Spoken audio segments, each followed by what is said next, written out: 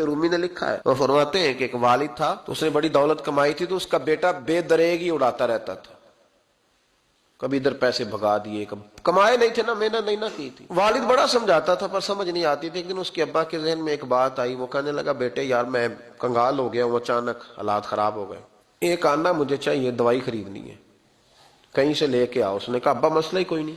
एक के पास गया, एक आना चाहिए, उसने दे दिया, ला के अब्बा को दिया। तो अब्बा घर के अंदर, जो अमीर लोग होते थे घर में कुआं खुदवा लेते थे, अब्बा कुएं के किनारे बैठा था, जब बेटे ने आना ला के रखा तो उसने पानी में फेंक दिया।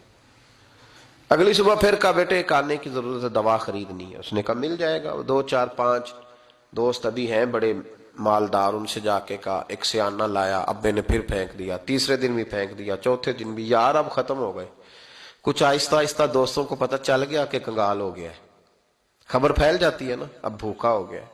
अब आहिस्ता आहिस्ता मोबाइल बंद होने लगे, आहिस्ता आहिस्ता जो है वो नंबर ब्लॉक होने लगा, हालात बिगड़ गए।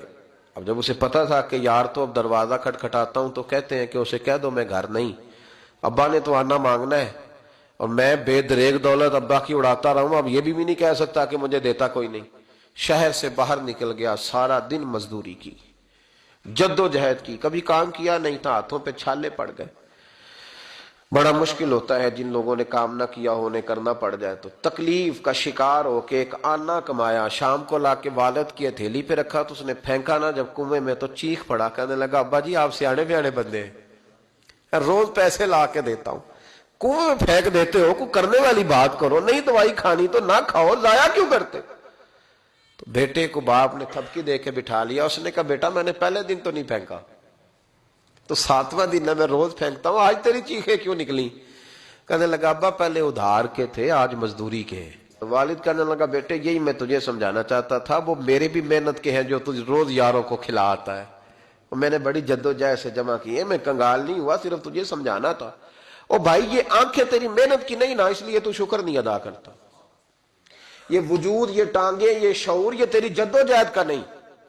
जो अकल की दौलत अल्लाह ने दी है ना, ये तेरी मेहनत की नहीं। अगर मेहनत की होती तो तू सजदे में पड़ा रहता, तू ख्याल करता। अल्लाह ने आंखें दी है कुरान देखने के लिए, जब कोई किसी गंदी चीज को देखता है तो नाशुक्री करता है, जब गलत तरफ उठाता है ये चीजें तो नाशुक्री करता है। साहिबो याद रखना और इस पर जरूर गौर करना कि जब नेमतों का शुक्र अदा न किया जाए तो फिर हमें इस्तिगफार का हुक्म दिया गया है। फिर क्या करना है हमने, इस्तिगफार के, या अल्लाह हम तेरी नेमतों का शुक्र अदा नहीं कर सके तो हमें माफ फरमा दे।